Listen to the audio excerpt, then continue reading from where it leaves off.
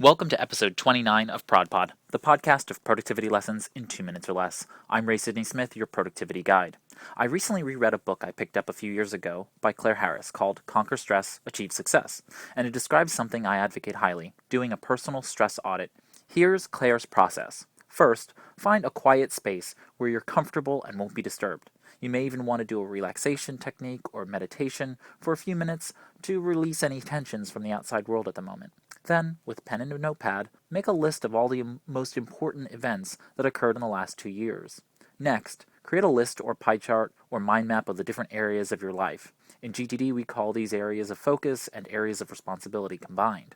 Now, you can go category by category and write down or map out anything that makes you feel stressed, tense or anxious, sad, angry, limited, or judged. The author notes you should make sure not to self-judge or self-censor while doing this part of the exercise. Continue writing down items with their categories until you've exhausted ideas. Then, lay out the categorized lists, mind maps, or however you created them, and look for commonalities, patterns, and relationships among the categories' items. From here, you should be able to do two things. 1. Note which items need change. And 2. Asterisk which items need change as soon as possible. Finally, the part most people leave out when doing any kind of assessment, create a strategy for change. Using SMART goals, see episode 19 of ProdPod, create steps for achieving a lower stress lifestyle.